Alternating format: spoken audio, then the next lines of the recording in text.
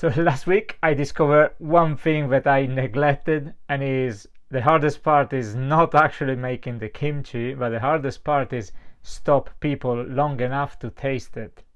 So today, all this week, I will focus on that, and there are two ways I can do that. One is my presence, so be more open, and as soon as I see someone pass by, I can acknowledge them. And the second step, it will be visual. So I need to definitely improve my gazebo appearance. Now is just a bare table with a tablecloth. So I got these two signs here. They look alright. The biggest problem of this, well, first of all, probably is the size. They are too small, is because of the printer. But second, the base is not attached to the tablecloth at all, so every single little bit of wind and they fall. I had already when it fell, it break, so I definitely need to change that. And the plan is that one.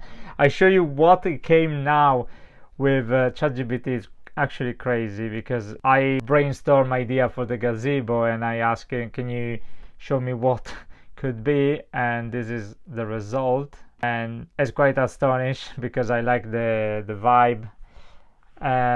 So I would probably take this idea and start building up slowly, little by little. And this is it. So let's see what we can do physically today. I found this one in my cupboard, and so it's like a Velcro. So I think the idea, this is made even for holding stuff, so I hope it does stick on the cloth. So I bought this one last week for the tablecloth from Amazon. It's quite good. This one is very nice because it goes underneath the feet, so it doesn't blow off when it's windy, so it's perfect. And I'll try to attach the base of the sign to the cloth. Hopefully it will stick. This is the easiest and quick version I will do now, is because I don't want to spend time and money. So this is everything I got already at home. I hope it will last. Guys, after the try, obviously it didn't work because the wind is anyway too strong and it moved every time. So at the end I had to put again the jars in front and at the back to stop the sign to move. Finished the day at the market. It went better than the first day. So today we sold 8 jars, which is one better than the first day. I gave more sample for free. I actually gave all of them. So it's a total of I think 6 or 7 samples as well for free. A lot of people ask me if they could buy it. So it's probably a demand of smaller jars, a lot. So I need to figure that out. Maybe my approach helped a bit. I was a bit more open. I tried to step on the side and smile more, say hello. And I'm gonna go home now, pack it up, and then I'll probably do a recap of the day is gone. I was thinking a lot now how the day went, and especially how my point of view changed drastically, because before starting today I was thinking, my main goal was to stop people and sell my kimchi. But I realized one thing is a lot of people are more open than you think to speak and talk to you. And I had a couple of occasions where this guy came to me. He knew already what kimchi was, and he tried to convince his mom to try it. She wasn't very keen. I said, oh no. And he said, no, it's amazing. He tried it and said, oh, this is super good. But then we end up talking about, he's like a runner, he does a ultra marathon, and we're talking about that and how he does it. And I realized a lot of people, even if they're not ready to buy, or maybe just curious about what you're selling, what is the story behind.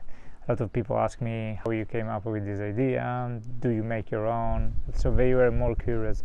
And I think if you give enough time to people to talk, you don't rush it, a lot of people trust you, and you create this relationship, and this is probably the most powerful thing you can ever do. And I found that one is probably my natural skills. I like to talk. This doesn't mean that everyone loved it. I have still vividly in my mind face of two gentlemen, a couple actually, where they definitely didn't like it at all. They didn't say anything, but the face said more than any words. Politely said thank you and they went. But definitely kimchi is not for everyone. I think nothing teaches faster and better than be on the field and talk to people, and that is the one lesson I have to give to you is if you have possibility to talk straight to the customer, go for it. Not even for selling it, just to talk to them and understand them, what they like, what they don't like. Have you ever tried? What's the problem with that?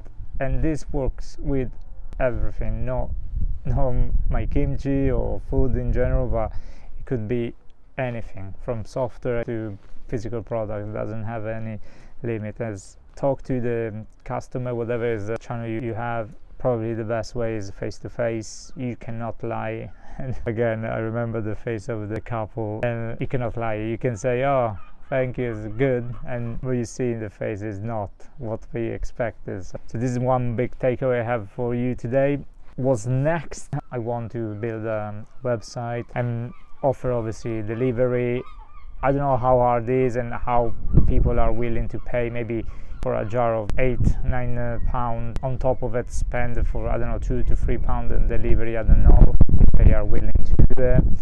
I will try. Of course, I need to improve a bit the face of the stall. I spent a bit of time today watching other market, and I noticed loads of are good in displaying. They raise them using maybe some shelf or wooden crate to stand up a bit more, so they are on eye level. So I need to definitely create something much more pleasant to see. It's bit by bit. I will probably do that next week and start gradually. And that's it. Thank you for watching. I see you next week. And I will probably do a recap of how the month went, just to give you an idea how is in reality numbers. I don't tell you anything, but stay tuned. Ciao.